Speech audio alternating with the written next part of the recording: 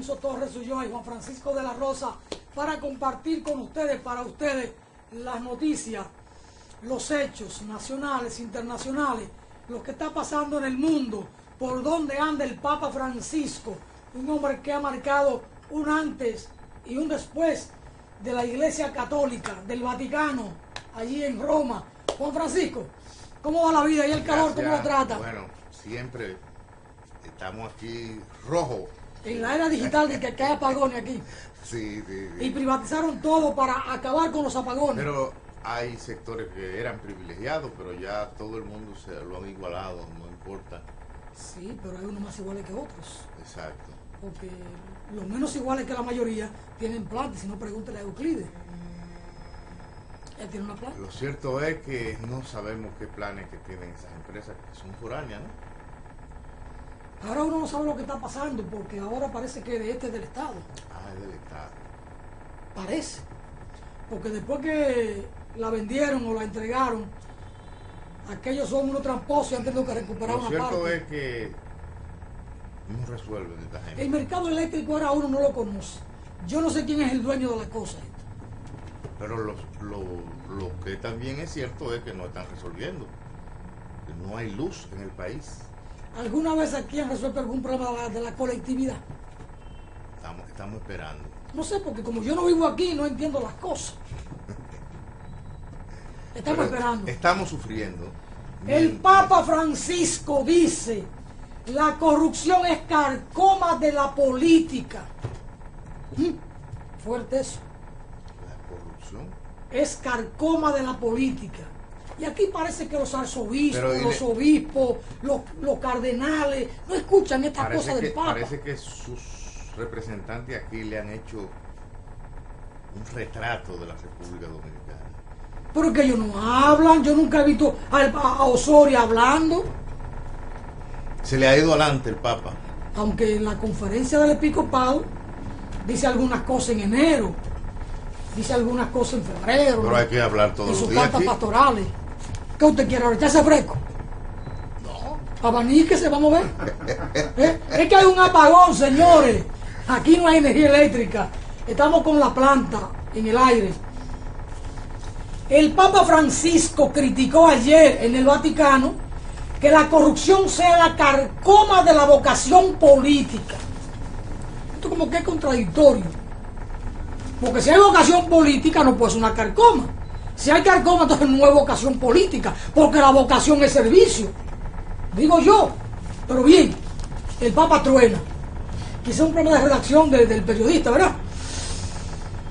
El Papa Francisco criticó ayer que la corrupción sea la carcoma de la vocación política que no deja que la civilización crezca. Y afirmó que la buena política es aquella que trabaja por el bien común. Afirmó que la buena política es aquella que trabaja por el bien común. ¿Usted cree que los políticos dominicanos hacen una buena política? Porque la buena política es el trabajo por el bien común. Y aquí los políticos trabajan por el bien de ellos. Si tuviéramos energía eléctrica, si eso existiera. Los políticos dominicanos trabajan por el bien de ellos. Entonces no hay voluntad política, no hay vocación política. Jorge Bergoglio, que es el nombre real del Papa, realizó estas reflexiones durante la visita pastoral que lleva a cabo en las ciudades italianas de Cesena y Bolonia, al norte de Italia. Durante el primer encuentro que ha celebrado en Cesena con la población, el Papa ha asegurado que el buen político también tiene su propia cruz cuando quiere ser bueno, porque deja sus propias ideas, pero no las abandona. Las pone en debate con todos para avanzar hacia el bien común. El sumo pontífice señaló que la buena política tiene una razón de ser, un servicio inestimable al bien de la colectividad. Parece que el Papa tuvo acceso a los documentos de Juan Pablo Duarte. O Juan Pablo Duarte enfocó a la política desde esa visión universal del bien, de que la política es para servir a las grandes mayorías, que la política debe ejercerse a partir de una vocación. Y entonces lo que uno ha visto aquí de los políticos es que ellos actúan en función de unos intereses particulares, los suyos y los de sus familiares, los de sus enllaves, los de sus amantes, sus queridas. Y entonces, aún así, se llaman cristianos y van a la iglesia católica, van a las misas y se dan golpe por el pecho cuando hay que dárselo, cuando el sacerdote en oficio lo indica, y se presionan y oran y bajan el banquito y se ponen de rodillas Son cosas terribles las que uno tiene que vivir en la República Dominicana con los políticos, que no tienen vocación de servicio. Y entonces uno tiene que acudir al pensamiento y a la nobleza de Juan Bosch, porque Juan Bosch siempre estableció como un principio servir al partido para servir al pueblo.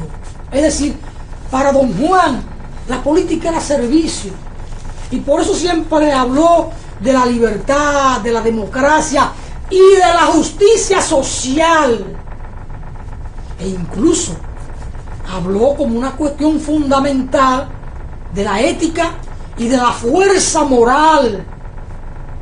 Para él, llegar al poder debía ser a través del respaldo popular y de la fuerza moral que el partido que lo podía postular debía tener, y que entonces el pueblo, que es el soberano, lo respaldara a partir de esa fuerza moral, que es la fuerza necesaria para que, una vez llegado al estamento del poder realizar las transformaciones necesarias, urgentes, vitales.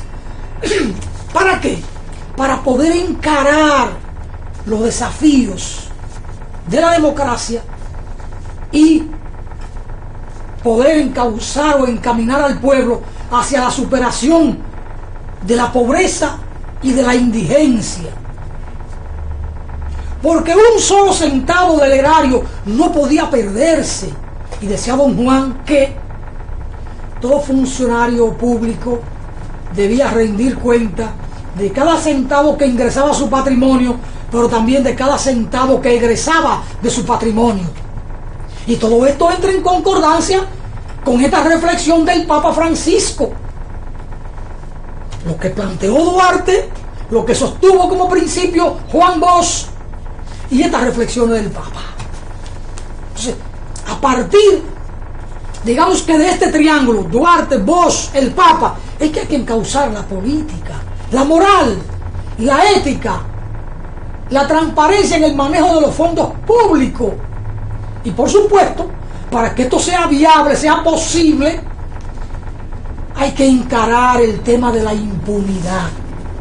Porque es claro que si predomina un régimen de impunidad, es lo que garantiza que la corrupción siempre represente esa serpiente de 7 cabezas. Y hay que cortar las 7 cabezas para poder eliminar la corrupción y la impunidad. De ahí entonces que estemos en un momento importante de la vida política y social en la República Dominicana, porque desde la sociedad ha surgido un movimiento fuerte, como una esperanza, y por eso entonces sale caminando de verde para decirle a este país que hay que cambiar la manera de hacer política, que hay que cambiar la manera de administrar los fondos públicos, que hay que encarar el tema de la impunidad, que hay que sanear la justicia, porque sólo así será posible enfrentar los dilemas, los desafíos de la pobreza, de la indigencia, y entonces así encaminarnos por la senda del desarrollo. a pesar de que aquí hablamos de progreso, todavía estamos en la era de los apagones y no en la era digital. Por eso la República Dominicana ocupa los últimos lugares en el ranking mundial de los servicios más pésimos que podamos tener en educación, en corrupción, en impunidad, en todo. Y hablan los políticos de que es para adelante que vamos, de que vamos rumbo al progreso. Pero son de las cosas. El calor aquí es insoportable. Vamos a pedir al Control Master ir a una pausa, por favor. Y ustedes no se muevan de ahí. Vamos a la pausa.